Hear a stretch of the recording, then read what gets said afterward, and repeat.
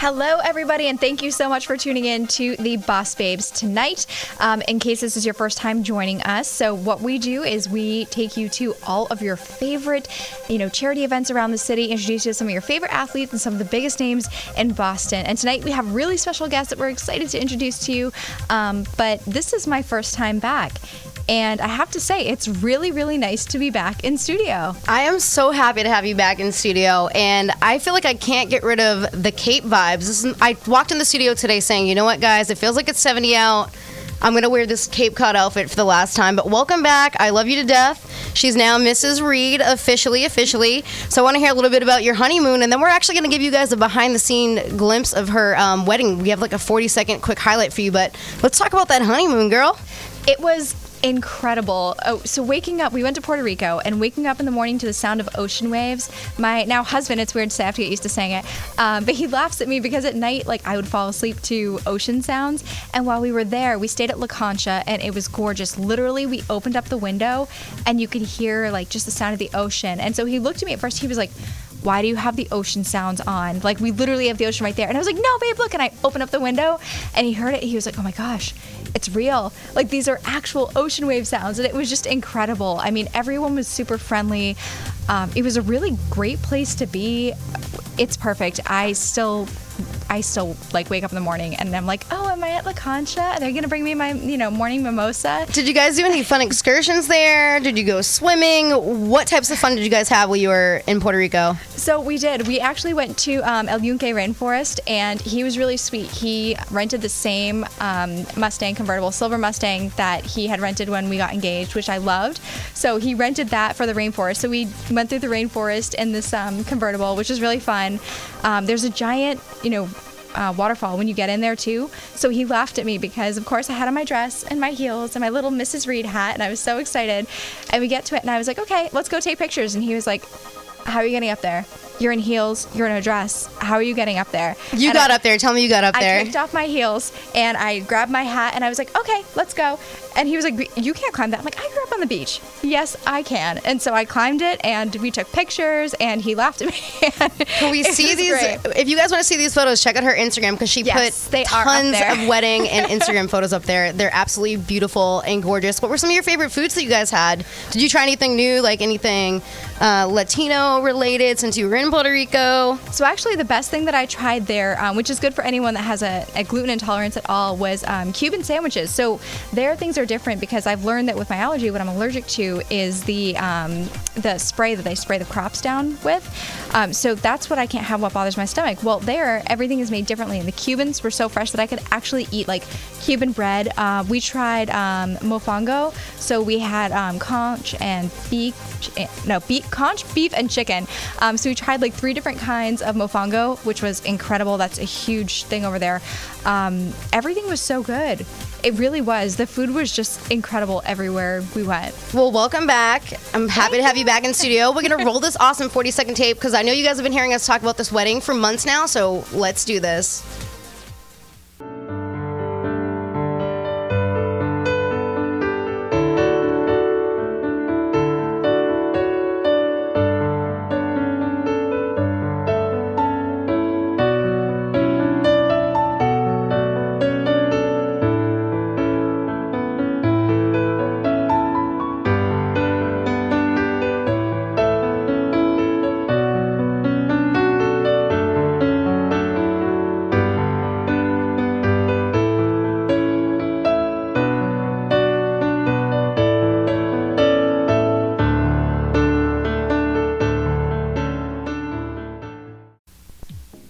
How beautiful is that, guys? It literally looked just like a fairy tale. And I'm telling you, it was a fairy tale. I was there in person, and I partied so hard for that 3 days that I came back and had no voice and got super sick. I'm actually just recovering now, because I literally went kayaking. We went to Bad Martha. We went to the wedding. We went out. It literally was a 3-day staycation, and I had so much fun. So you did an awesome job getting married, but you also did a great job at putting on fun, great 3-day event for all of your friends and family, and I want to go back and do it again. Actually, we were joking around. Her friends and I were saying, you know what, that Airbnb that we rented at the Vineyard, we want to get it again next summer because we had so much fun. It was the most amazing time ever. I just can't believe like every second was so perfect. It was like 75 degrees, beautiful. Everything just worked. That I think I'm still in shock about that, because you dream about it for so long, right? And then the day comes and I was like, wait, oh my gosh, that was perfect. So it was kind of everything that we ever could have dreamed of. And the horse and carriage, I think, was like my favorite part of the whole time. That was like the fairy tale moment that I had wanted for so long. It was so gorgeous. I love it. And I know you guys want to hear more about the wedding, but we're going to switch over to sports topics. But if you guys want to see more about Emma's wedding, again, feel free to check out her Instagram and her social media. She puts tons of great stuff up there. But we're going to roll this fun tape. Her name is Layla Anderson. You guys might remember we talked about her back in June. She has an autoimmune disease. This little girl is such a big NHL fan. Obviously, you guys know the NHL season just kicked off. The St. Louis Blues just got their rings, and she actually got her very own ring hand delivered to her door. So we're gonna watch this fun reaction. Let's check this out.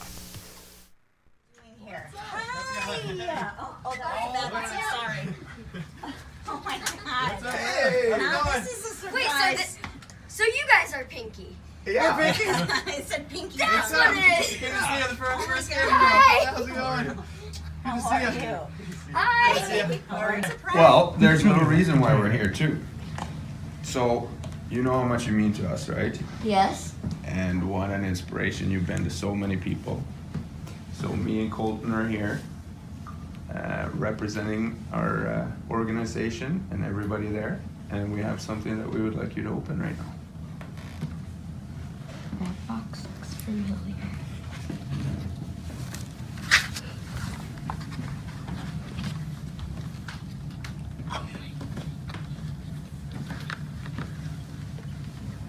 Oh my God. Here, can you help? Okay. Okay, you get the first grab. It's a magnet kind of, so you have to pull a little hard. Okay. Oh my God.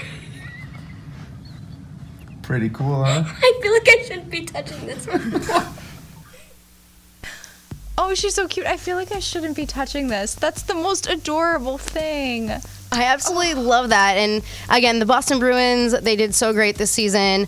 Almost took home the Stanley Cup, but the St. Louis Blues ended up winning. And you know what? At the end of the day, I would rather the St. Louis Blues win, just because to see the smile on that little girl Layla's face, because she's been in the hospital for so long, for her to get a Stanley Cup ring is absolutely incredible. Like, that's worth its weight in gold. Like, she deserved that ring. So you know what? The Boston Bruins, you might take it home this year. I'm glad that the St. Louis Blues won it last season, because Layla got to have that great experience, and she's such a big St. Louis Blues fan.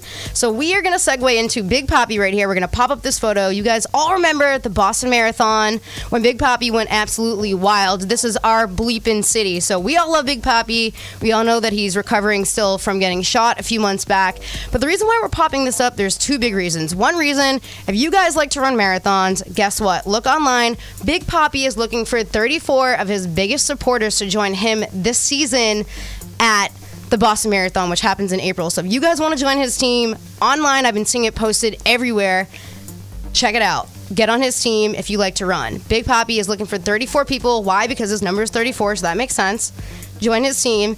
And also, Emma, why are we popping up Big Papi, and what's the big reason we're talking about the Boston Marathon today? We're segueing into our special guest. Yes, so we have a very special guest today. She is an author, she is a wife, but she is also a Boston Marathon survivor, and she has an incredible love story that is just really, really beautiful. So we're going to share that right now. Roseann is here with us tonight. Roseann, thank you so much for taking the time to join us. Thanks for having me here. It's very exciting. So, okay, so first We're going to roll to her tape. Yeah, first things first, we're going to show your tape, and we're going to, kind of teach everyone a little bit about you, and then we're going to dive right into our interview. So let's roll that tape. April 15, 2013 started out the same as any marathon Monday did. Every year since she was a little girl, Roseann Sdoia and her family would wait at the finish line of the Boston Marathon for their friends to run by. That year was no different. We had gotten that text that our friend Jen would be coming, so we stepped outside to the barricade, and we were just out there waiting for her to come down the street.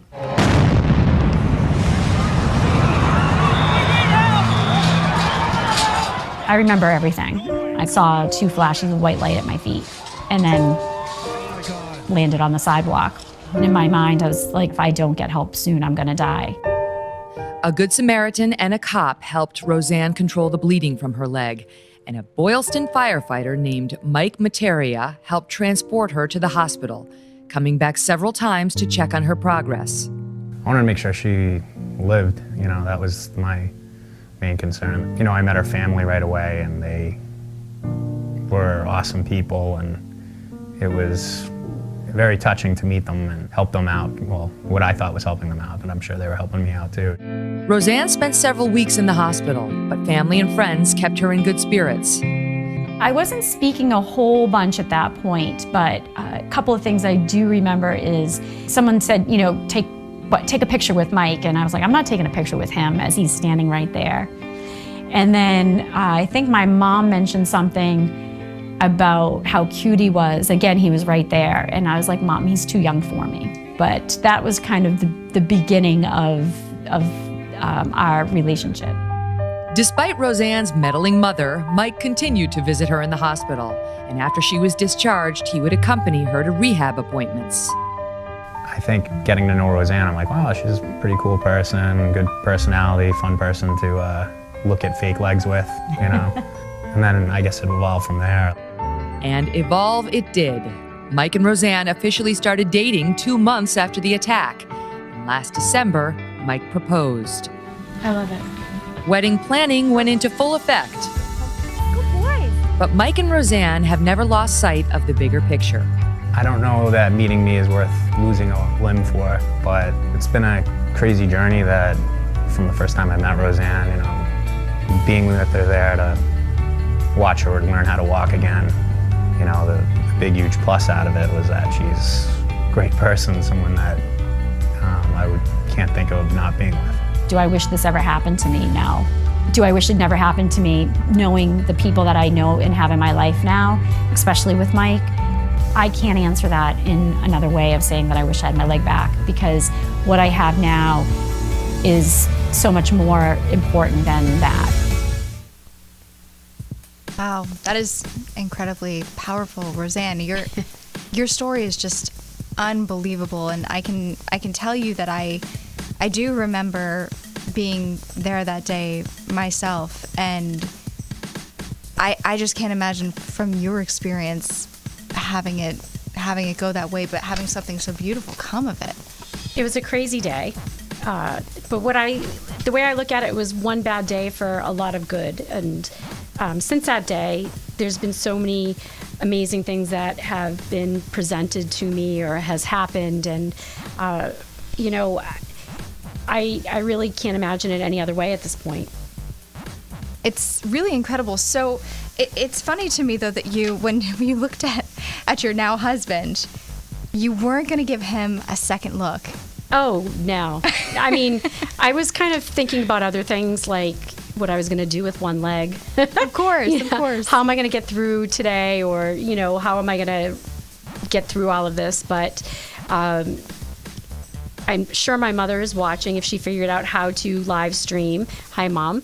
But she was very persistent with everything. And I think just when you get to spend time with someone and get to know who they really are, things open up. And at that point in time, that's really kind of what we were going through. I got all teary-eyed in that video, so I apologize. Oh my gosh, it's hard not to. It's hard not to. I love that video. I absolutely love the fact that you ended up marrying the gentleman that saved your life. Like, at the end of the day, that to me is like the best outcome that could have possibly happened. And he's so supportive. He's with you all the time. Like, I wanted to get him in the studio actually with you, but I'm glad that you're in here because we get to hear everything amazing that represents you. And I want to jump right into, we're going to talk more about the wedding and the marriage and the marathon. But so you actually grew up in Drake, which I think is cool. So Roseann grew up in Drake. She went to public school here for a little bit, but also went to Notre Dame. She's very close to her sister, but she was telling me earlier that they're kind of like complete opposites. And as a kid, what I love is that she played softball and was pretty sporty. Can you talk to me about like your family life, like growing up in the area? Like, what were some of your favorite restaurants that you guys went to, or like playing sports? What did you guys like to watch? Sure. As a family? Well, growing up in Dracut, it was very rural back then. It was a lot of cow farms, farmland, and there was a farmer like kind of in our backyard, so to say, and we would sneak over there and run through their fields and try to touch the cows, which never happened. But I grew up in the time of when you could go outside and play and just be gone all day and then come home when the street lights came on. So, my sister and I would just kind of run around the neighborhood and hang out with our neighbors and have a lot of fun. And she's a year older than me. We're 14 months apart, but we're super close. And as kids, we'd fight and argue, and I think I told you, Brittany, that, The steamrolling, I want to hear the story. Roseann made me laugh. when we were super young, probably like 5 and 6 or so, we had to share the same room and we shared the same bed.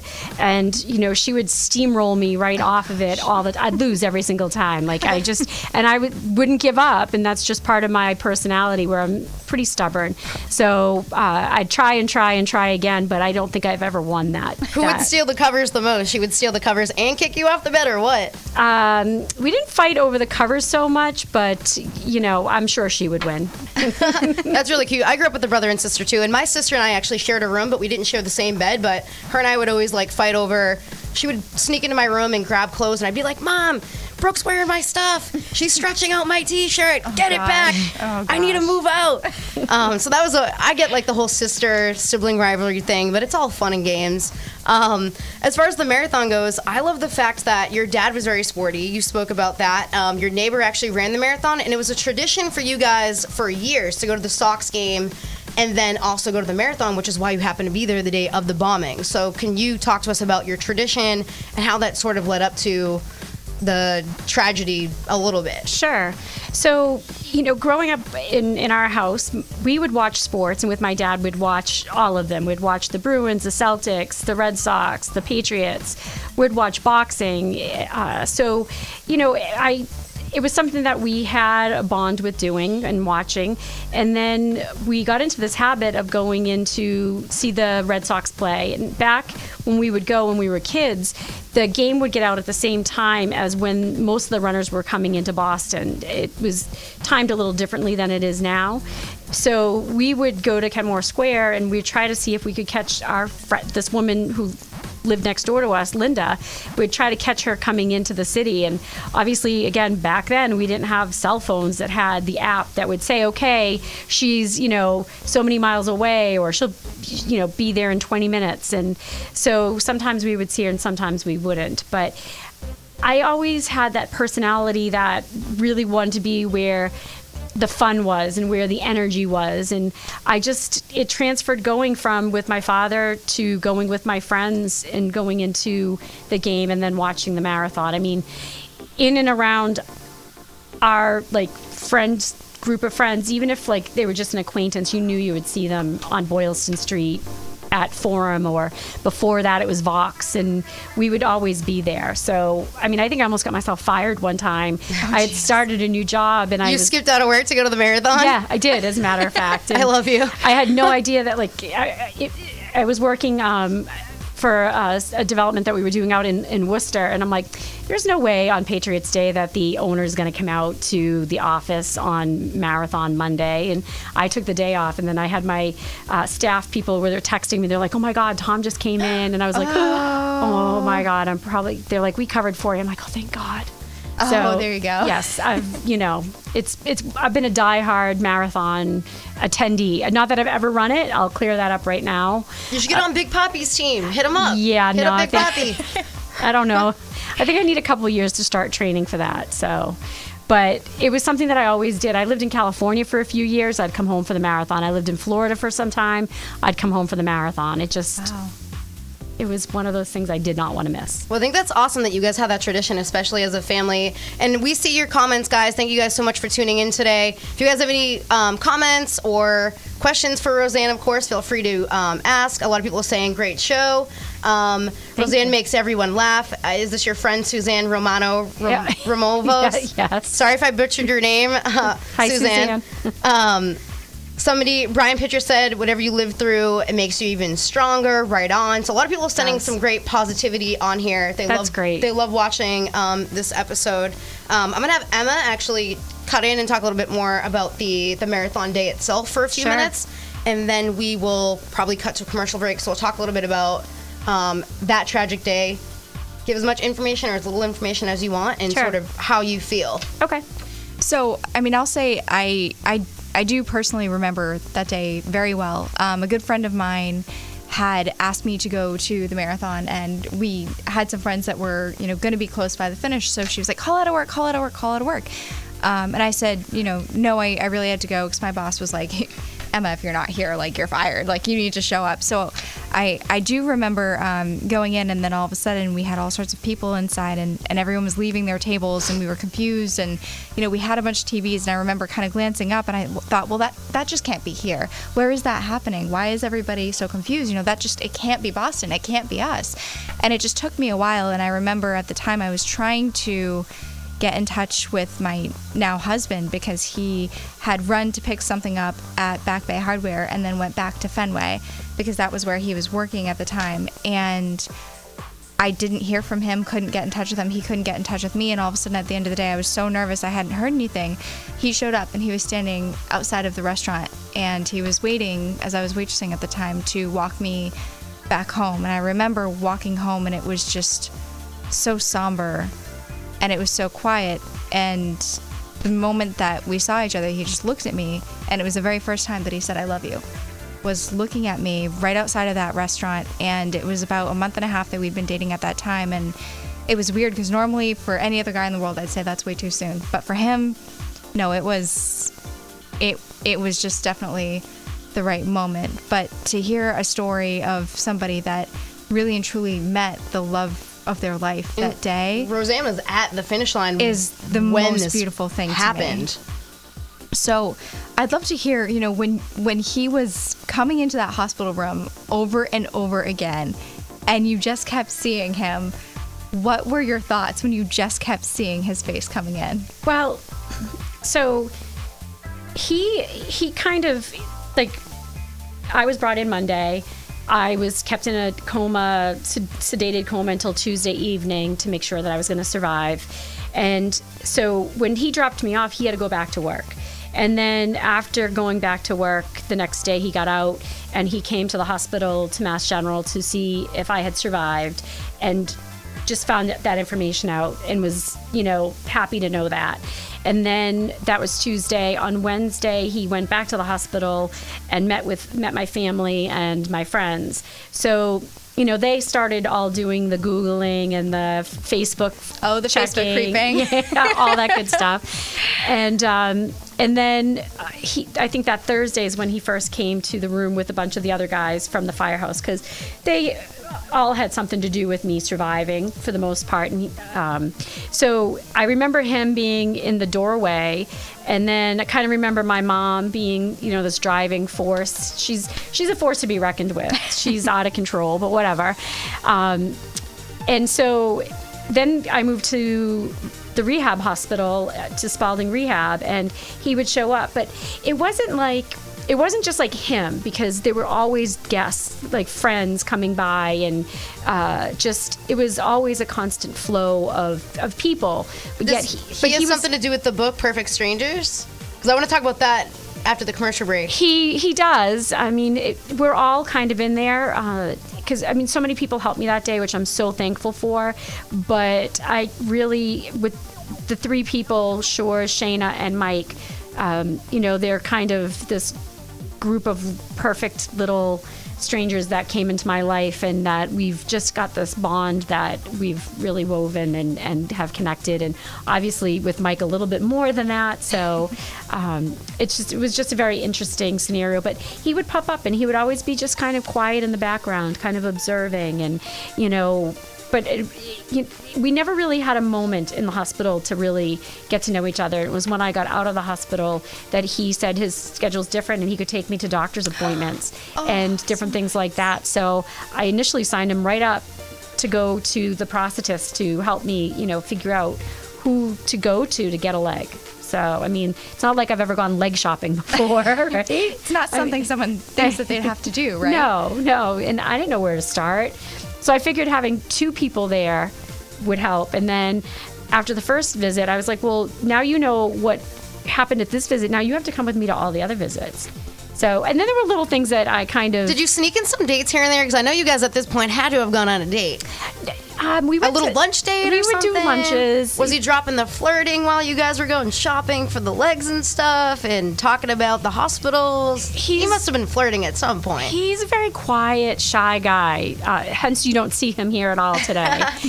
For him, he's working. So, but he doesn't like any sort of public acknowledgement or the limelight or any of that. So, he was just he's a gentleman, and he was very nice and sweet, but he'd always do little things. I'd get little notes, or when I did get my prosthetic, he would leave M&Ms in it if I didn't have it on, or an orange. I'd find random things in my leg. So he's got a funny sense of humor. It almost sounds like he's like your soulmate guardian angel. He just pops up and he's there when you need him to be there. I think this story and this love story is so amazing. Thank you. Soulmate guardian angel. And I have a lot of single girlfriends in my life that they know how I met my husband, and I don't recommend it. I don't recommend losing a leg, but I have no patience when someone whines and says they don't have a boyfriend or can't find a boyfriend. And I'm like, well, look at what I had to do. So things just happen the way that they're meant to be. As crazy as it is, it's insane that out of something so so awful and so difficult, you could have something so beautiful come from it. I honestly don't think about really that bad day. I don't. To find someone that can make you do that, unbelievable. That's so wonderful. He's a good guy. Oh, I got lucky. I love this. Well, you guys are incredible. We're going to actually cut to a quick commercial break, and when we come back, we're going to have some funny sports stories, and we're going to talk all about Roseann's book, and we're going to cut to our Patriots Sweet Feet for Strikes video. Oh, yes, that's right. We have a big charity event coming up. Stay tuned. Ooh. Stick with us. At Bad Martha, we believe in 3 things: great beer, getting bad, and doing good. Every sip of our premium craft beer is a reminder that there's a paradise out there where you can kick off your boat shoes, let your hair down, and leave it all behind. That paradise is Martha's Vineyard. And while there's a bit of bad in every drop of beer we brew, there's also a whole lot of good that comes with every bottle we sell. That's because Bad Martha is built on a simple idea: community first. We're proud of our beer, but we're even more proud of the island that inspired it. We hope you enjoy both just as much as we do, and look forward to continuing the tradition in Falmouth at our new location opening summer of 2019. Bad Martha. Get bad, do good. Herd Restaurant, conveniently located here in Metro Square, features locally sourced, delicious meals created by a multi-talented chef. Herd satisfies even the most discerning palate. We love to welcome you to come to Herd so you may eat, drink, and spend time together. Watch for specials on our Facebook, Instagram, and Twitter feeds at Herd on Main, and come visit soon.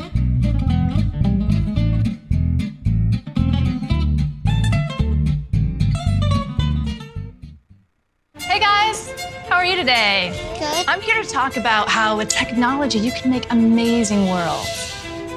Come with me. My team and I groomed the Halo world to life. Is that you? That is me. I wasn't a math genius and I knew nothing about coding. But you guys do. You guys have the power to change things. I want your job. I want you to have my job.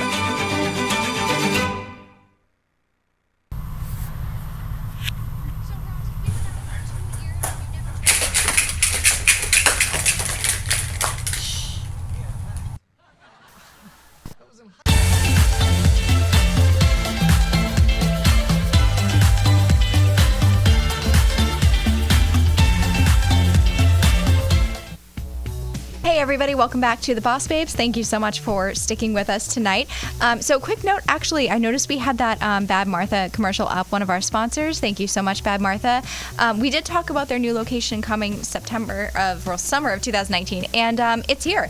So new location actually did open up, and we are working on getting that updated for you. It is in Falmouth. They are open at noon every single day, so you can go on in, and they do have pizza at this location, which is great. I may or may may not have been eating some today. So, new update. We will be updating that commercial soon. Well, thank you to all of our sponsors, and I actually want to check out Bad Martha this weekend. So if anybody's around Falmouth, go check out Bad Martha. I think she's dropping hints that she wants me to try to see if we can get us a table this weekend. Yeah, I actually already texted her and our friends earlier. I was like, I want to go to Bad Martha, so let's see who's around the Cape this weekend, because it's probably one of the last nice warm weekends to go to the Cape and do something fun like that. But we're going to talk about some funny sports stories. So I'm calling this little segment, we're going to do it every once in a while, it's going to be called Sports Funnies. So we're going to pop up this cute little photo. It has Rob Gronkowski on it.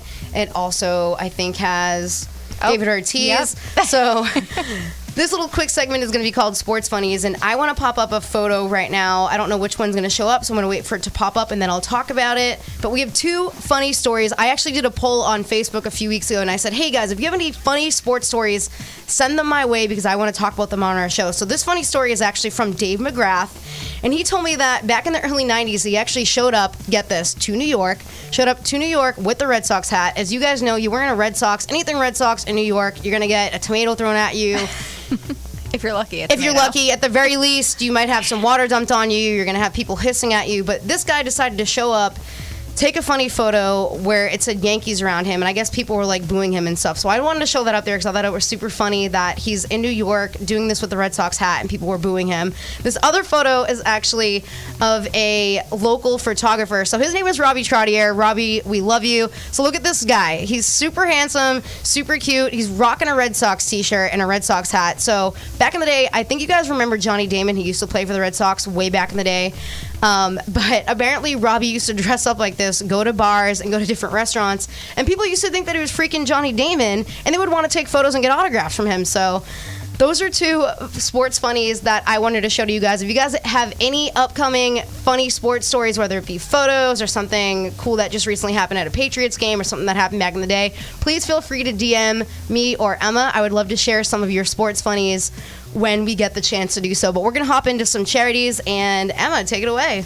Okay, so first of all, yes, we want to see our bloopers. Please send them all our way because we think that these things are just great, and they keep it smiling, which is the name of the game over here.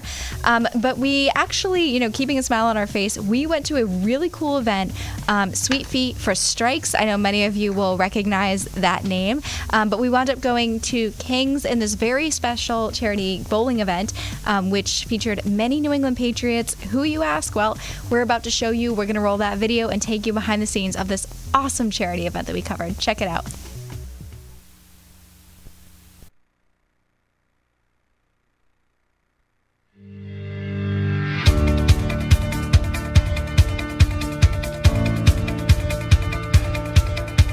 Tonight we're trading in our footballs for bowling balls. We're here at King's in Dedham, getting ready to support a great cause with the New England Patriots. There's an amazing fundraiser happening here tonight for Boston Medical Center. We're going to head inside, and don't worry, we're going to take you with us.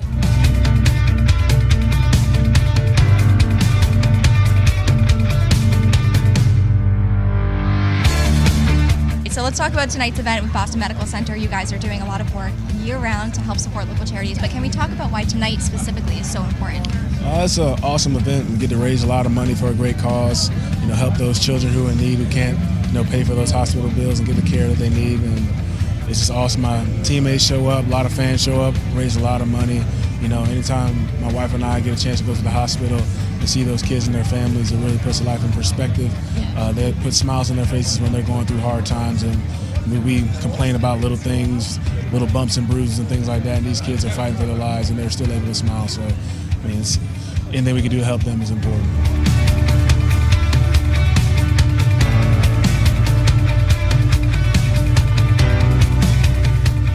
Talk to me all about your experience being here and why you're so excited about supporting such a great cause tonight. Yeah, I've come out to this bowling event, whether it was Mayo Bowl or Sweet Feet for Strikes, for the past few years. I think any time we're coming together to raise money for a great cause, especially something like Boston Medical Group, pediatrics, something along those lines, I'm going to be all for, because it's for the kids, and it's to do something for the greater good. Are you a good bowler or what? Are we going to get to see you hit some strikes? I'm a pretty marginal bowler. I'm just hoping to, break 100, maybe stay above water. and we'll hope that maybe somebody in my group is going to carry us and Carry your team. Yeah, carry the team. That's the real hope.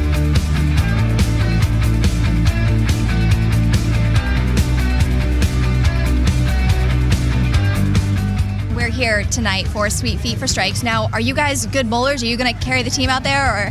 I used to be a good bowler. I'm terrible now, so but it's cool being here. You know, we also work with Boston Medical, so to be able to come to James' event, and I'll try to not be the weak link on my team and hold my own, but I can't make any promises.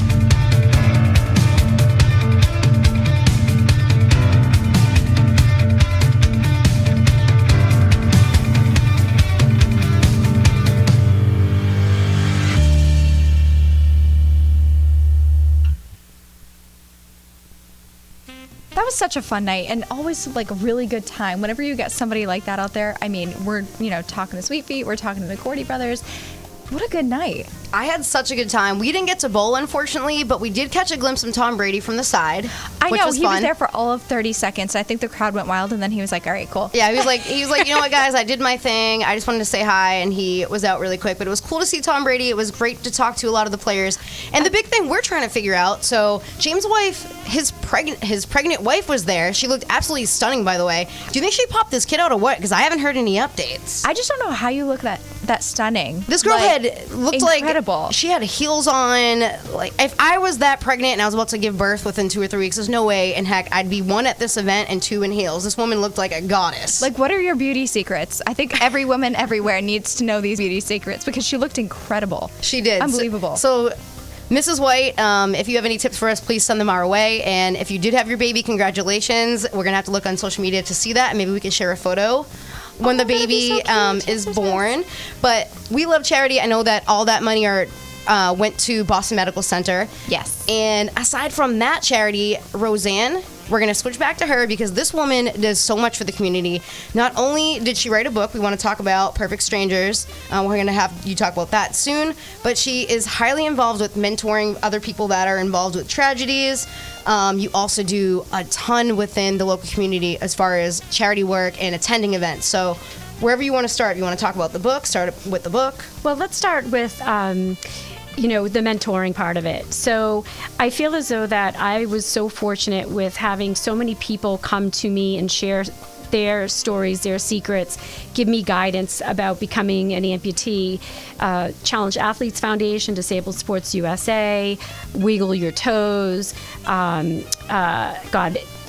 so many I can't even think of that. Semper Fi America's Fund, and all of these people who are amputees came to us because it was such a media situation that they were there to help us. And I think all the time about what if I was just some person that wasn't part of such a high media event that I'm becoming amputated. No one's knocking on my door to help me. No one's going to knock on the door and say, hey, Challenge Athletes, we have a grant that you can get a prosthesis or a specialized wheelchair or lessons to do something that you may have done before or want to do in the future. And so I really like to be able to go and talk to people and help them kind of know that there is assistance out there. You have to be your own advocate, and you have to find this stuff. But if I can help them and point them in some direction, that's great. And I just did a public speaking event on Saturday, and it was for a 5-year reunion at the Mass College of Physics and Health, and out at UMass in Worcester. And one of the therapists came up to me afterwards, and she said she's working with a woman who is contemplating whether or not amputating her leg because she's got cancer really bad. And so I shared with her that it's important that maybe if she's contemplating being amputated, to find a prosthetist now and have that prosthetist meet with the doctor in advance before anything happens. And then they can discuss the good thing about that. And she said that's a great idea. So anything that I can share is really important because we had so many people sharing with us that if I can help someone, I'm doing what I think I should be doing at this point in time from what happened. So, which going into that, there are so many charities out there in this world for so many good charities, reasons. I mean, obviously the reasons are awful, but there's so many good people out there doing things. And I know from a lot of the survivors after the bombing started a lot of their own charities. The Nortons have one, Heather Abbott has one, the Richards have one, and I didn't want to fight, because I didn't want to be drawing from the same pool of people and asking the same people for money all the time. So I really like to try to help out the other charities as much as I can, somehow, somewhere, some way, whether it's showing up, whether it's sharing it on Facebook, having friends go to it, giving a bib. The Heather Abbott Foundation, over the last couple of years, I've gotten a bib from the marathon, and so then I've had different people that I've given it to and told them that they can have my bib, but they would need to run for the Heather Abbott Foundation. So, I really think it's important. There's so many good charities out there, but they also need people to support them. And instead of competing with them, that's what I really like to do, is to be able to participate, to help them somehow, somewhere, some way. Needs is another organization which that has a fundraiser coming up soon in about 2 weeks for world-class service dogs. They do their training of their dogs is unbelievable. Not only do they help people out, but with the dogs, but they also have the dogs trained within the prison system.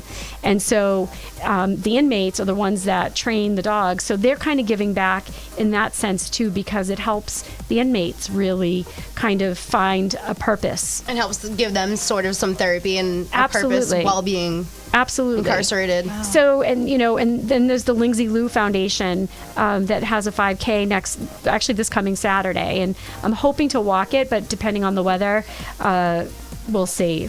Before if I was running, I would run in the rain, but now walking with a prosthetic, it's kind of an easy out if it's going to be terrible weather. What are some of your favorite events that you've attended? Do you prefer, I know you like to do a little bit of everything, but do you like mentoring a little bit more? Do you like to attend the charity events, or is it a combination of everything? What are some of your favorite events that you've attended here in Boston? I think it's really kind of a combination of things. I was mentoring with this one woman who I went in, and she looked at me and she said, her first words were not even "Hi, how are you?" It was, "Oh my God, I can wear skinny jeans and boots again." Because when you become an amputee, you don't know what you can wear. Especially if you're a female, there's a lot more men amputees out there. I mean, men tend to be a little bit more crazier than us, I think.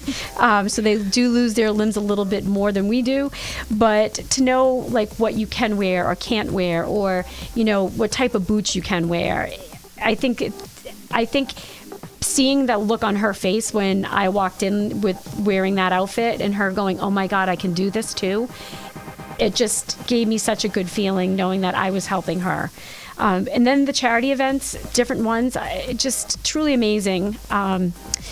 God, there's not one that's better than the other, but I will say a lot of times I do like the charities that are related to little kids. And growing up in Dracut, there's a family in Dracut that lost a little boy to a heart issue, and his brother had it, but they were able to catch the younger brother because of Joseph dying, and it's the Joseph Middlemiss Big Heart charity.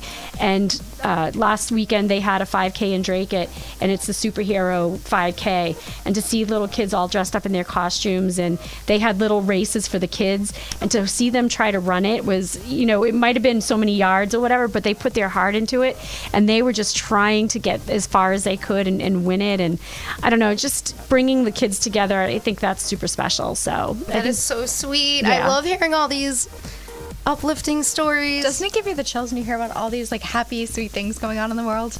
There's so many, and they need support.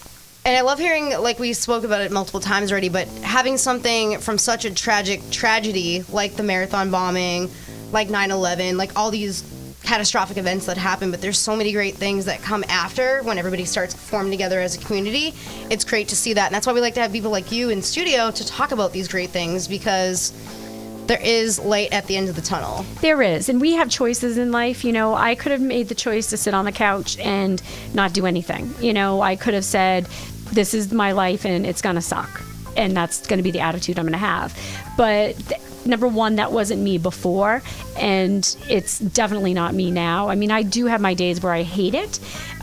You know, trying to put shoes on, can't do it. Some, you know, depending on the shoe, but you figure out a way. And I had a good life before, and I want to continue that good life. And if I can do that and help someone else out along the way, I'm doing what I'm meant to do. I love all the positivity, and I don't mean to rush you, but I know we're running out of time. We have about 5 or 6 minutes left, so I'd like to hear you really quickly talk about your book, Perfect Strangers. Sort of give us like a quick synopsis. I want a little bit of some background story about like you and your husband, where you guys like to go out to dinner, what you like to make for him for dinner. So a little bit about your book, and then a little bit about like your home life, so people can get some like fun, candid stuff. And then Emma's gonna wrap up the show with some positive pop. Okay, so the book, in short, it is about not just me, but Shayna Shores and Mike, my 3 first responders, those 3 specifically, who we were before, how we all came together that day, and then where we are now.